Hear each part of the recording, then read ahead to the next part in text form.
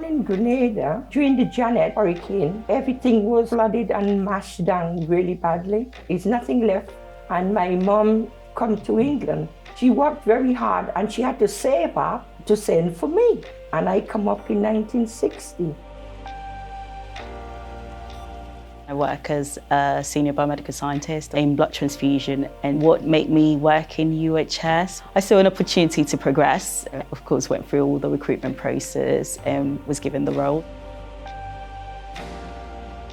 When my father went in hospital and he didn't come out, I thought if I go into hospital at the age of 16-year-old, I won't come out. I never ate all week, thinking my tonsils out and I'm not coming home. So I destroyed all my little love letters. I thought I'm not coming back out. My sister was already in the National Health. She thinks it's a great career. They says you have to be 17 and a half. So I decide if I go cleaning and at the same time you're talking to the patient and you feel like you're part of, even though they ask you to hand them something out of the cupboard, I always find time for them. Don't really remember my first day, but it must have been great because I came back. It was a role that I wanted to move up to, felt ready to get on a new challenge and see what it presents to me. There was no lift. It was just there's the matron and the stairs and this corridor, loads of brick, and you in the middle like that. I was working with elderly care. It's like you do a whole month's work in a day and you feel happy about it. Like you've done something worthwhile for the day. They train you as you go along, like you go to a different hospital or a care place to learn the different skills. I feel like development is quite fast-paced. There's buildings everywhere. For example, the Wellbeing Hub that's just been built up for staff wellbeing. I think that's amazing. It was strict, but not a bad strict or nasty strict. It was a strict to make you learn. The matron will come along. You know she's coming. You try to fix your uniform. You try to do everything properly to see nothing out of line. She looks you up and down. Then you could know if you're not fit, she will tell you. The footsteps you could hear from a mile up. Looking after patients at night, you will not dare close your eyes in case the matron is coming round the corner. There's a lot more thought that goes into the process to say, okay, what would staff say about this? Do they have an input in this? Can they contribute to policies and guidelines? Sometimes I think that is what has changed over the years. Doctors talk to you according to how you present yourself. The training you do, like learn to lift, learn to teach people when there are issues of swallowing, dementia, different little issues. You could explain to the doctors what you find when you're giving a patient a wash. Like things that are not supposed to be on the body. I think that was a good idea. One thing I noticed within the NHS when I first started, there was a big thing about hierarchy. People were being treated or classed according to their bandings. From the start, it was something that I was not 100% up for. I would treat everyone equally, didn't really care what banding you were. I have got a mindset of respect for everyone regardless of who you are. And I think over the years, I have pushed that forward. When you work as a nurse, you have to take your turns in working at night. One night there was a fault on 2 wards. The bell wasn't working. Could you imagine standing in the passage for 4 or 5 hours? You couldn't even close your eyes because you had to listen to if any patient cry out. I just work Monday to Friday. I don't do night shifts. Other members of staff do night shifts and do weekends, and we are required to cover for 24/7. My first uniform as an auxiliary nurse was cream with white lines going through it. My mom days, they used to wear the hat, everything precise. I love that because you put on, you know you're going to do a work that you care about. I know it sounds weird, but I keep my uniform. I work in the lab. We don't wear uniforms. We have lab coats. I'm not really bothered whether I wear uniforms. The most important thing is coming dressed to work, please. The food used to be cooking in the kitchen. You could smell the food cooking, even when it comes up on the trolley. If you're elderly and you have a fresh cooked little meal, they are there for 2 weeks. Maybe that's the only good meal they had for its nourishment. They come in like an airplane now, isn't it? Food already packed. There's quite a few options. So there's the canteen. There's also cafes around. So I think there's Costa, there's Costa? What's that? There's Costa, there's M&S Cafe, there's a Subway. Over the years, they've given people more options. If you don't want hot food, you can get sandwiches, you can get snacks if you want to, and you're not restricted to one particular food. You have to listen to them, and the smile on their face, it makes their day, because when you pass by, they're happy.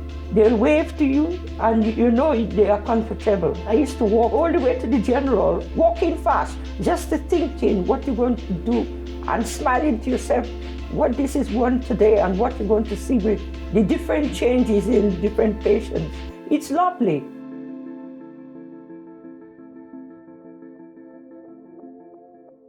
People can be themselves. We're not restricted as to what to say, as long as you're respectful in your word, you're professional in your presentation, and you can communicate clearly. I think one thing I find a lot is the use of abbreviations. So the ACN to the PFS, and I'm just like, what? In them days, my mom said, if a porter is not around, to take the patients to the mortuary yourself. You have to do it. My mom used to tell me a lot. What it didn't put me off. The younger generation don't realize, because of the ring rush, people put in so much to the national health. They have to keep talking about it to educate the ones who is coming up now. My mum worked in the NHS before, so I'm second generation. They paved the way for us. It's still a struggle for some people in terms of progression and having the ability to be able to work in whatever field they feel like they can work. She felt she couldn't progress. I don't care, I'm gonna progress. As someone from an ethnic minority, you still have to put in a lot more work. At some point, you will get the notice if you keep pushing in. I think they started it off for us. They formed a really strong foundation imbued in the NHS. They were able to come in, worked, given their 100% basically, made it easy for the younger generation to be able to come in. They don't have no time to stop and listen, because you've got to go to another one and another one, you know. So you love to stay and talk, but another person is calling you. My mom days, you remember, they used to have the bedpans. You had to push it underneath the patient. You had to put a sheet first, and then you had to lift the patient on it. And when they does the business, you have to take them out, empty that bedpan, clean it, and put it to sterilize. Sometimes they didn't even have sterilized. You had to wash it and turn it over.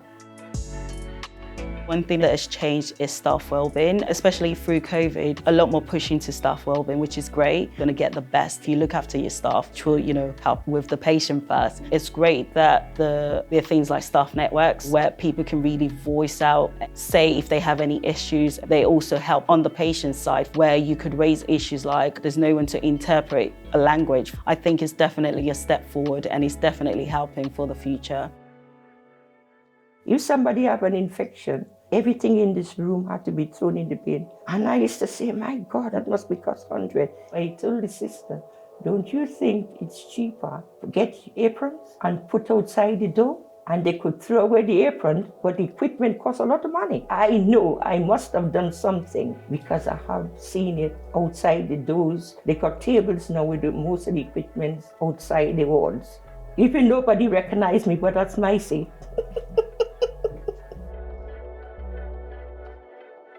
You have to write what the patients, you have to write down what signs you see, what different, and then when at the end of the day you give a report what you see different with the patient. Everything is on computer now. There's no writing, pages and pages. You just clicked on, isn't it?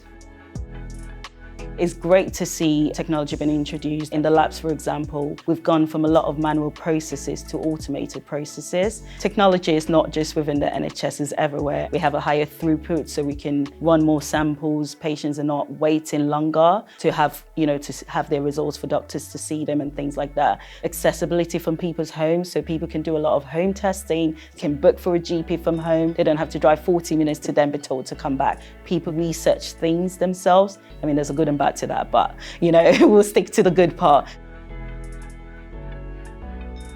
If you love your patient, you don't mind standing for hours to listen to their cry out. Whenever you're doing anything, do it from your heart, and you will find you are more contented, whatever you do in life. You will see some people need help. Don't just ignore or laugh at them, because you don't know yourself one day could be in that position. So that's my advice. Sometimes you will face situations that would challenge you and challenge who you think you are. If you have focus, if you have a goal set in mind, just push for it. At the moment, I think I'm just at the start. So many opportunities to do so much, to be better, to make a difference in the world. And I think whatever you set your heart to do, you can achieve it. So yeah, go for it. To be part of the National Health Service, it's lovely. It's a rewarding, something you could always talk about, always remember, and some things you could always give people advice on, to your family, to your friends. That's a good career to go to the National Health, because you'll be always helping somebody. My granddaughter, she wants to be a doctor. She's so shy, so I pray to God that she will fulfill her dream one day. We seems to be in the field of 3 generations, isn't it, with the hospital? My mom, then me, and then my daughter. Very proud, very proud.